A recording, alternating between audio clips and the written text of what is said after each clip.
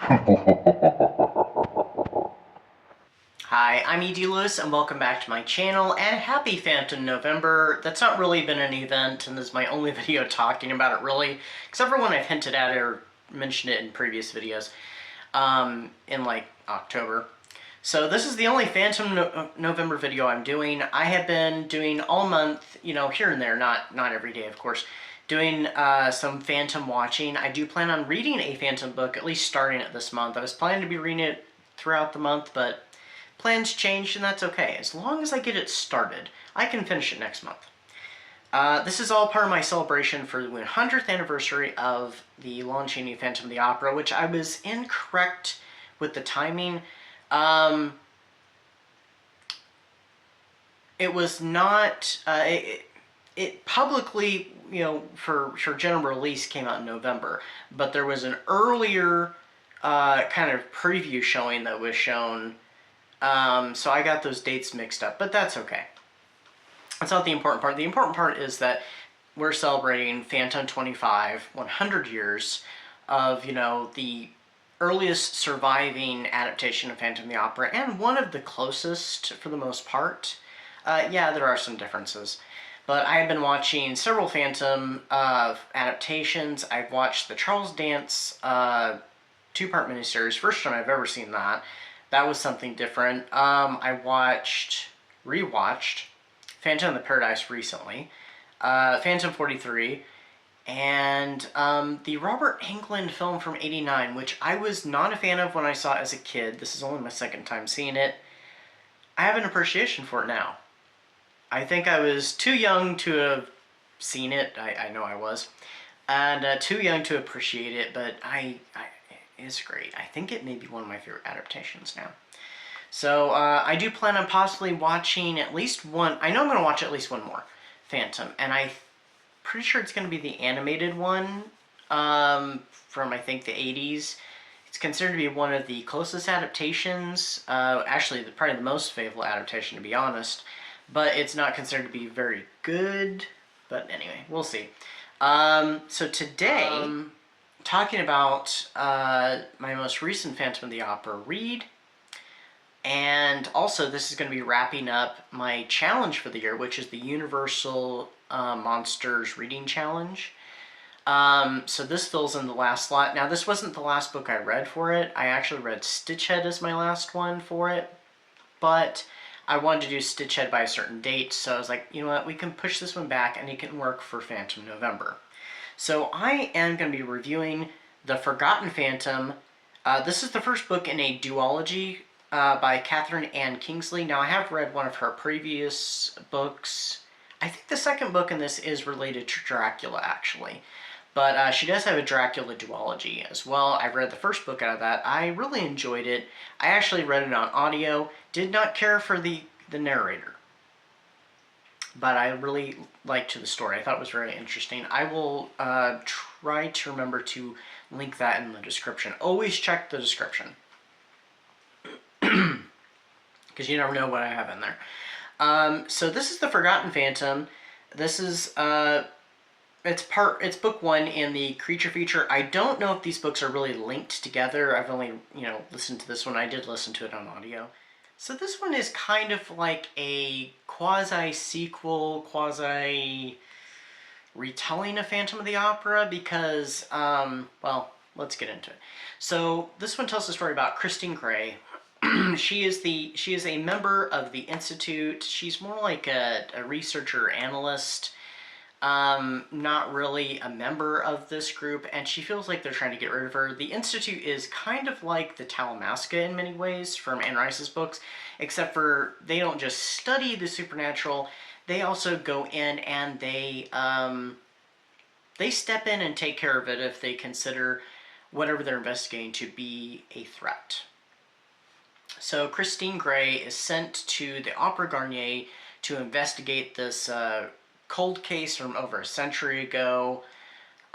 Same opera house, you know, that the Phantom of the Opera had, you know, the events of Gaston Leroux's book happened in. So in this universe, the events of the book did happen.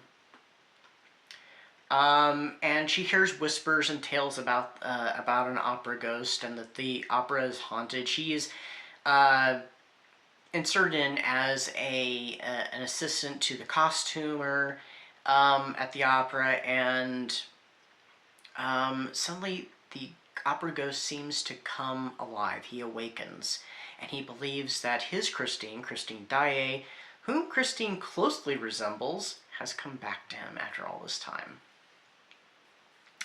There's a lot of the same beats that happen in this.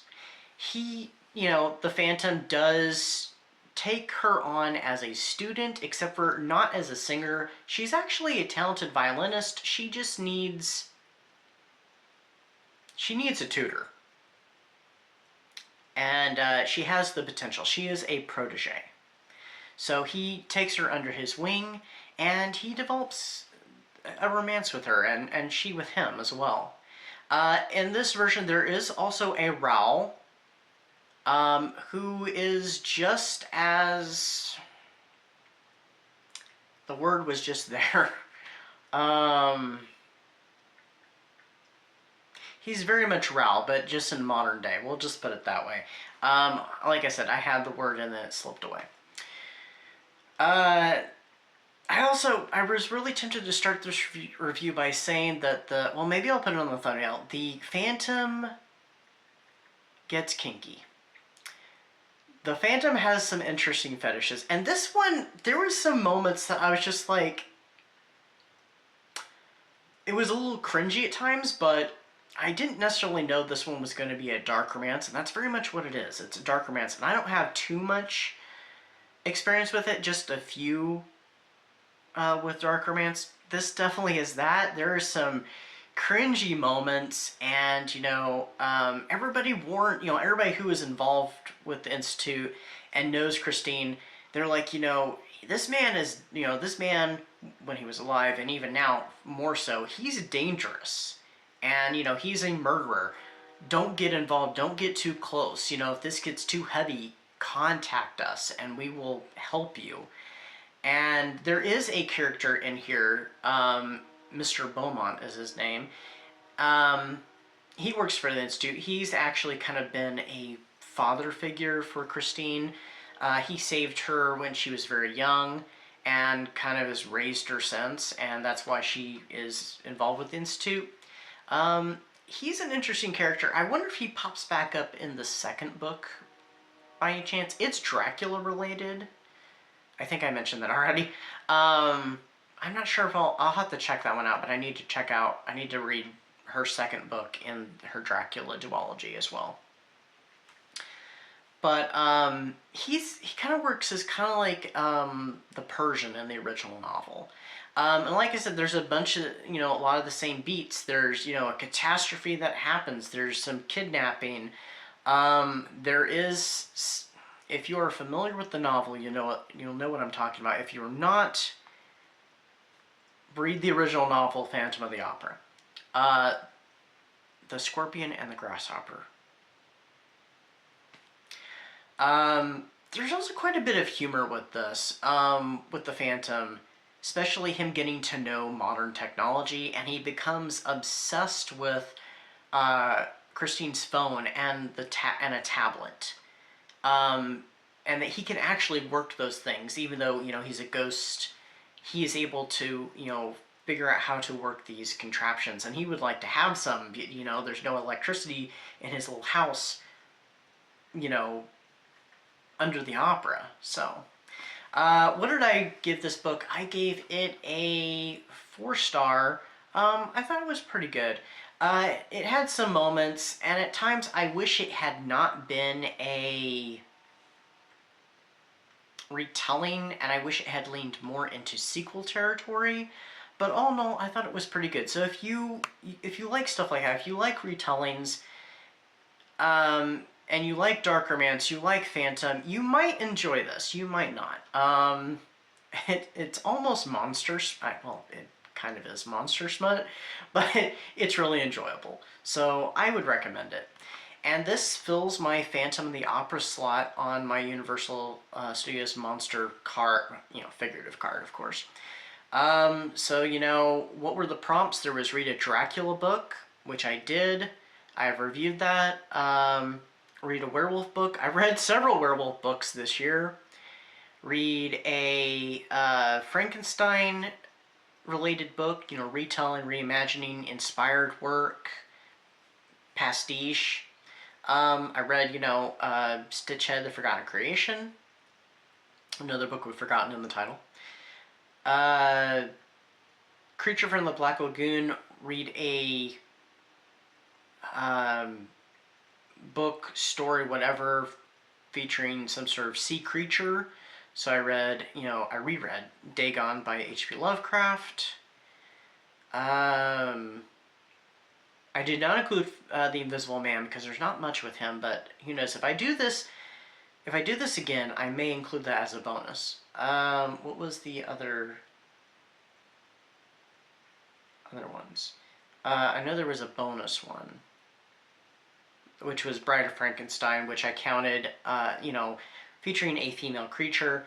So I did Botanical Daughter for that. And that was originally supposed to be for the Frankenstein, but I changed my mind on that.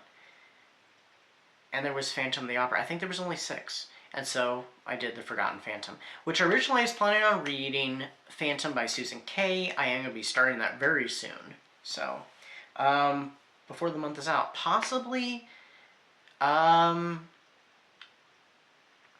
the week that this starts, that this comes out, because this will come out on Wednesday. I'm actually filming this on late Friday night after seeing Wicked for Good, which I really enjoyed. But yeah, that's what I've got for you. Until next time, stay safe, stay spooky, and if you celebrate Thanksgiving, I wish you a very happy Thanksgiving. So, until next time.